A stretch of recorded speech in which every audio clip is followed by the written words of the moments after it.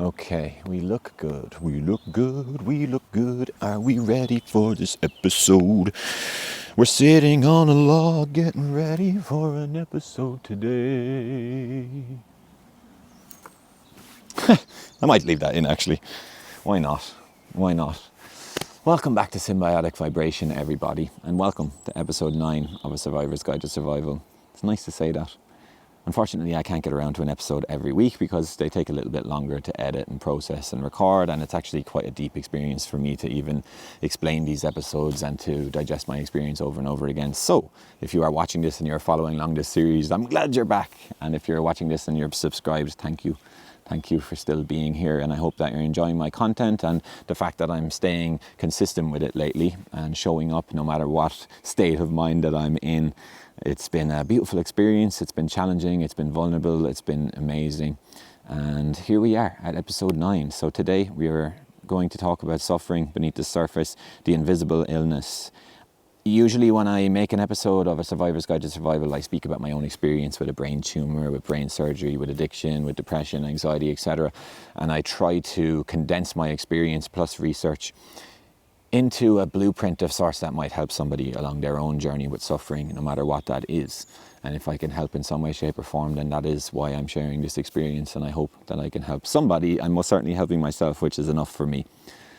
So today I'm going to speak about suffering underneath the surface and what that felt like for me, and how it might help to feel you seen, and how you might be able to allow yourself to explain authentically what's going on for you to others and in therapeutic spaces, and honor your emotions as you're going through them while you're ill or while you're suffering with something, and being honest and open with people so that it makes your life much easier. Because I did not do such a thing, and I repressed a lot of my emotion.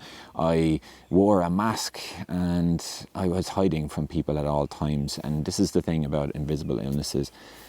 If somebody can't see what you're going through, they won't sympathize with you and they won't empathize with you. And thus, it is your job to be open and honest with everybody that you're around so that they can understand what it is that you're going through, so that they won't damage you or you won't damage yourself within these experiences.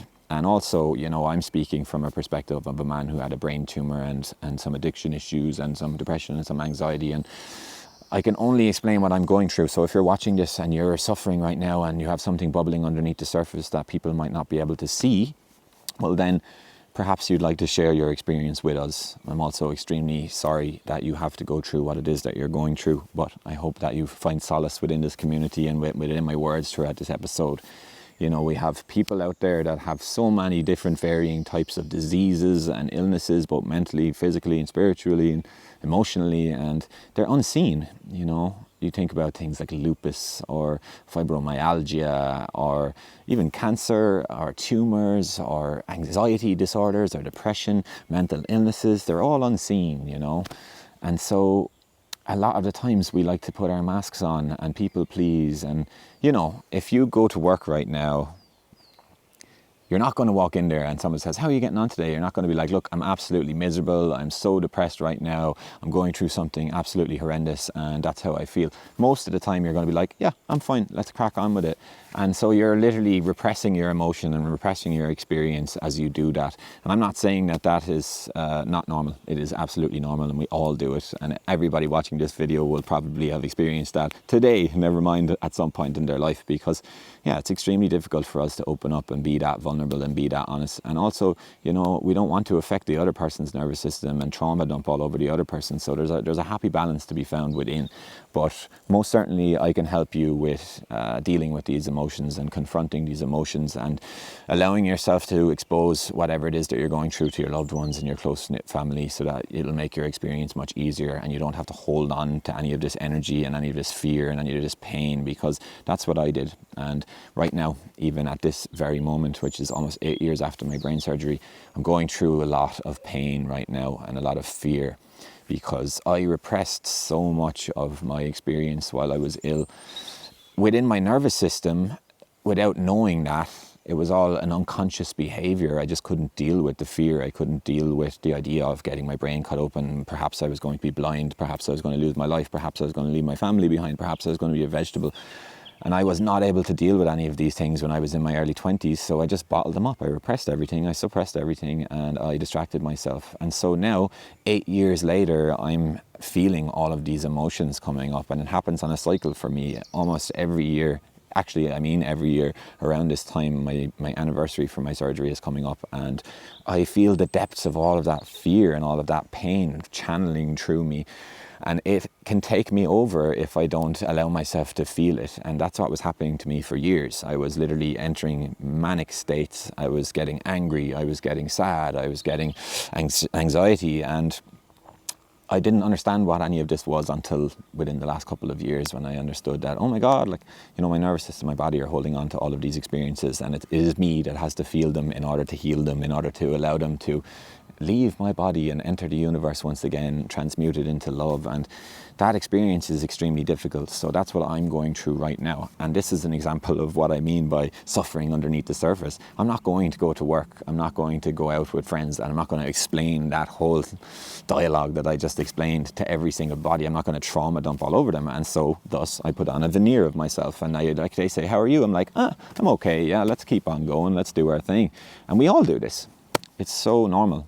You know, we all do it, and I don't know, it's a hard one to figure out, you know. I don't think we should be trauma dumping all over each other, but most certainly when it comes to suffering beneath the surface and having an illness that is invisible, mentally, physically, emotionally, spiritually, I think we should be allowing our close loved ones and friends to understand our state of being as we are, so that we don't repress all of these emotions and all of these fears and then end up like me 8 years later, holding on to it all and having to experience it all again over and over, and feeling this depth of pain, and that's what I'm going through right now. So I think that's enough of an introduction. I'll go somewhere else now within this beautiful woods. I'm just spending time with trees today. I don't plan on doing loads of drone footage or beautiful footage because I'm tired and I'm feeling that pain, and I just want to get this episode done, and I want to show up the way I am. So I'm feeling that way. I'm not feeling very adventurous, so that's what's going to be today. So I'll go somewhere else right now, and then I'll talk you through my experience of having a brain tumor and what I went through, and hopefully that can help you with whatever it is that you're going through right now. Okay, how are we looking? We're looking good. We're looking good. All right, let's park a benchy. Let's park a seat up in this beautiful, natural, scenic area. My God, you know, I'm feeling so grateful right now just for nature, just for having my nervous system relax by being around all of these wonderful trees. I've been spending much time researching trees lately, and how they allow us to recharge our nervous systems. They allow us to ground. They allow us to expand our biofield, our aura. And yeah, we're so coherent with them. They're just the most beautiful bioelectric beings on the planet. They're so stable. They're so grounded. They're literally, their roots are so deep within the ground. They're sucking and channeling electrons through the ground up into our physical existence, and they're absorbing sunlight and moisture and minerals and atmospheric charge. And we, as conductors of electricity ourselves, have biofields, and when we spend time around them, they're literally reducing our stress, they're reducing our heart rate, they're reducing our blood pressure, they're reducing our cortisol, and they are providing us with oxytocin just as we would when we were around children or when we were around loved ones. And so if you are struggling right now, I've said it over and over again in every episode, but get yourself out, hug some trees, be around nature, put your hands on some moss and enjoy yourself. So right now I want to give you just a little brief synopsis of what it was like for me to suffer with my brain tumor, and to suffer in silence, and to suffer underneath the surface, and to put on my mask, and to repress my emotions and repress all of the fear and all of the stress. And I do this so that you might feel seen along your journey. It is a difficult experience for me to express what I've gone through via these episodes, because I have to feel it all. I have to literally sit back into these memories, and it's a beautiful experience, and I'm doing it for a great reason. One, because it can help you, and one, because it's most certainly helping me, because I have to feel it in order to heal it. And yeah, I'm just so grateful for the opportunity and experience, and I love you, and I'm emotional right now. You know, it's a really intense time, and I'm not afraid to say that, not anymore. So I'll also speak about the consequences of emotional repression and holding in our emotions, and why we shouldn't do that. And I will also give you a little insight into a theory, the spoon theory, which was crowned in 2003. So it's interesting. But anyway, let's speak about my experience, because I held it all in. There was so much stress, so much pain, physically and mentally and emotionally, and just so much that I couldn't deal with it. But also, I'm a people pleaser by nature, or at least I was, and I didn't want to expose anyone I loved to my pain. And I'm sure that you will resonate with that if you're suffering right now. It's extremely difficult, the idea of having to offload your own trauma and your own pain on your loved ones, knowing that it will inevitably weigh them down to a certain degree. But what I will tell you this is, if you are struggling and you have loved ones around you right now, they are weighed down anyway, and they want to help you. We want to help each other as beings, and that's why we have designed this beautiful community. So don't feel as though you are weighing anybody down by sharing. But I also have done an episode within this series about relationship dynamics and boundaries. So if you haven't watched that, you should watch that already before you do go and start trauma dumping on people. It's important to understand that those people also have nervous systems, and we have to set boundaries, and we have to open up these conversations. We have to ensure that people have space for us to share. So be very careful when you are about to expose your emotions and expose your pain to people, because they need to know that you're about to do so, and they need to tell you that they have the space to do so. I did not know any of this while I was ill. I just repressed everything. So I sat in my room, isolated. I distracted myself as much as I could. I did spend some time with my emotions, don't get me wrong. I was diary writing all the time, and I was walking as much as I could, and I was swimming. But for the most part, I abstained from crying. I abstained from really dealing with the emotions at the time. I thought I was strong. And I was strong, but I held it all in because I wanted to stay quote unquote strong at the time, and I didn't want anybody to perceive me as weak. And that is weakness in itself. It's so strong, and there's so much strength in sharing your own vulnerabilities and your own pain. And yeah, if you're watching this, don't be afraid, because I was. And while I had my brain tumor, I cried maybe twice, and both of those times was just because the bottle was so full that it started to overflow, and I found myself guided towards my mum's knees, where I would be on the ground crying and holding onto her knees. And I wish I could have done it more. I wish I could have shared with them a lot more than I did. And they do know all of these things now, of course, and they watch this series. And if you're watching this series, parents, you did the best that you could, and I love you for it, and we're all still here together. But I did hold everything in, and I wore a mask all the time. I went to my family occasions when I could. I went to some friend occasions when I could, and I was in the swimming pool, and I was out walking, and I would be well known in the town at the time for being ill. So everyone I saw knew that I had a brain tumor, and often you'd get compliments, oh, you look well, or you look great. And I found those compliments very triggering, because I didn't feel well and I didn't feel great. So it pissed me off. In my head, I'd be like, fuck off. Why did you say that? I'm sick. But it's nothing to do with them. It's no reflection of them. It's a reflection of myself, because I'm not being honest with myself. And if we can't be honest with ourselves, how can we be honest with anybody else? If we can't truly look into what we're feeling, how can we allow anybody else to understand what we're feeling?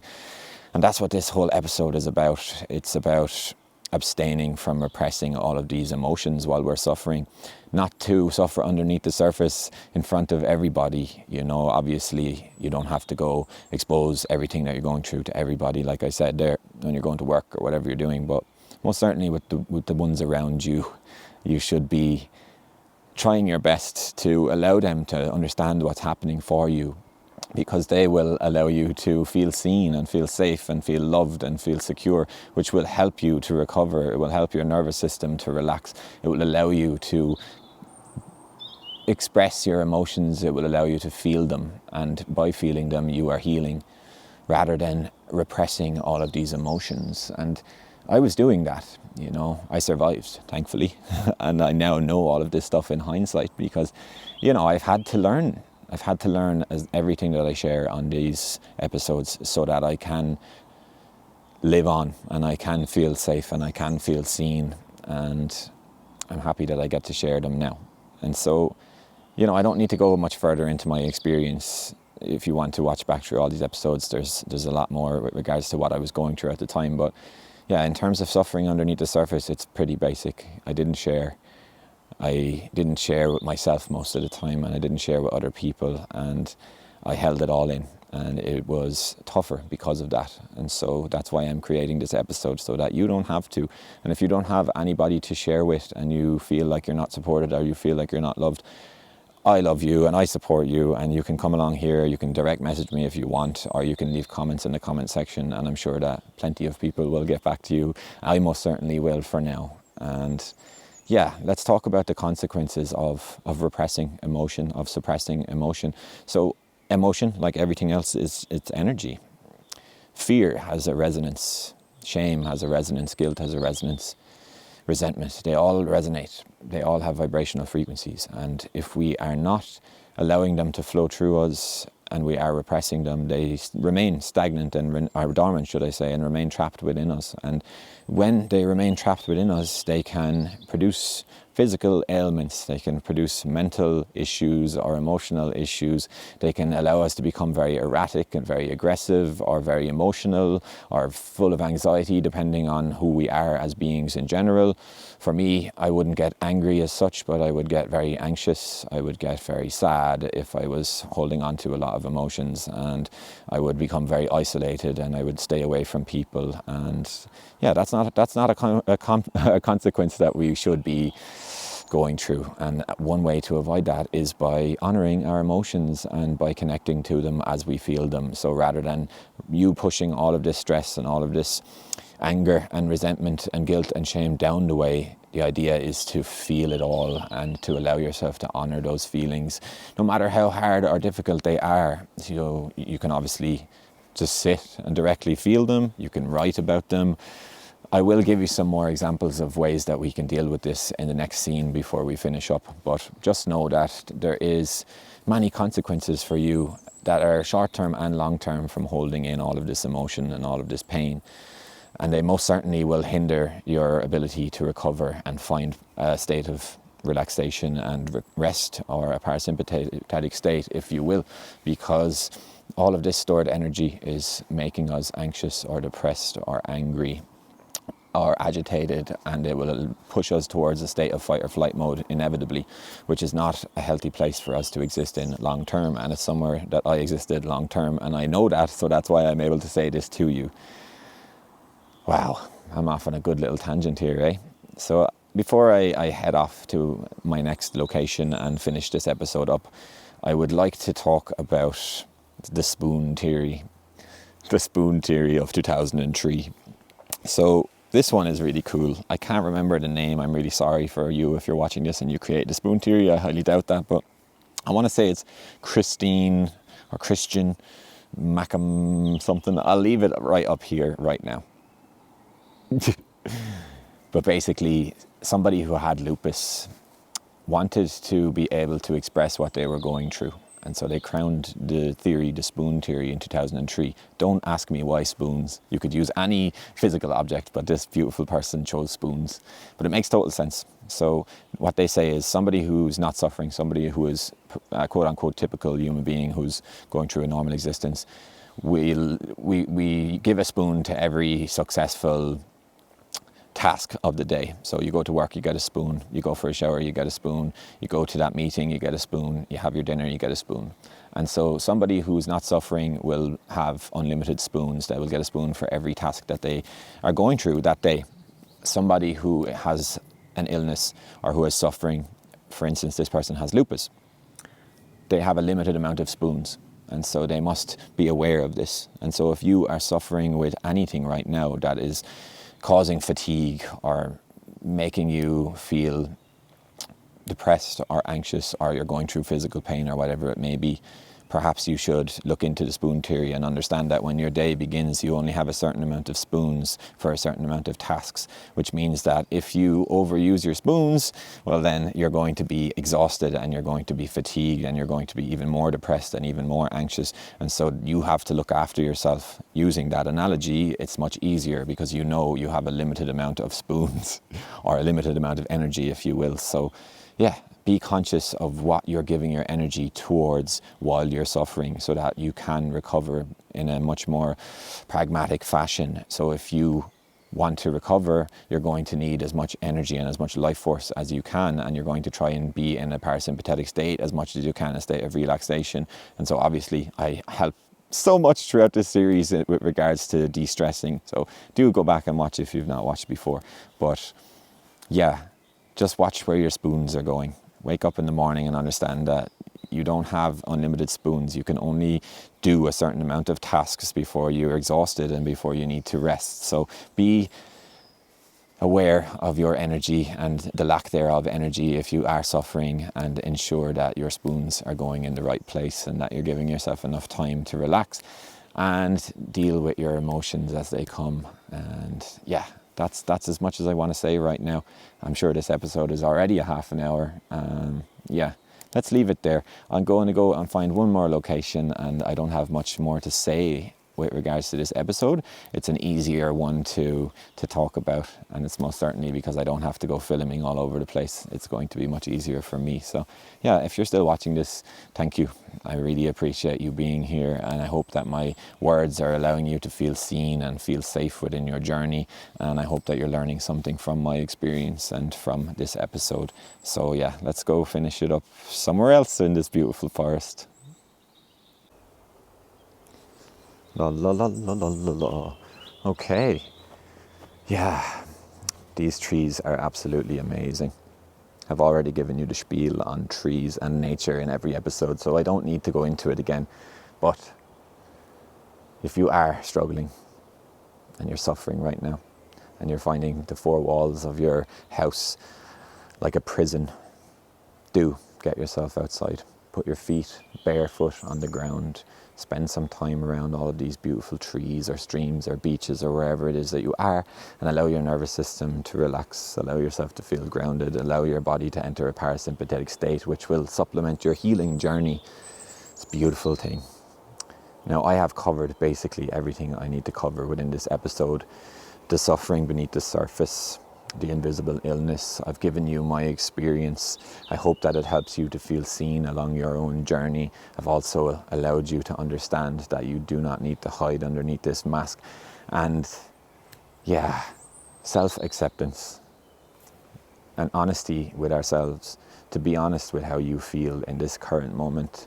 And that will allow you to be honest with the ones around you. But like I said, do watch out for boundaries and other people's nervous systems. So if you haven't watched the Find a Support Network episode, you should.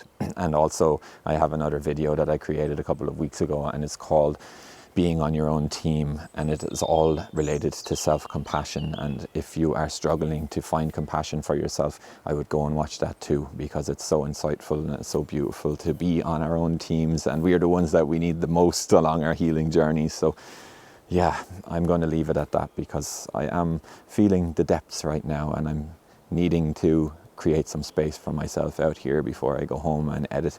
And yeah, then I'm going to take probably a couple of days to myself after this one, because I've been posting very regularly, and yeah, I just need some space. So look, I love you all, and I really mean that when I say it. You're amazing, and I'll catch you all in the next video.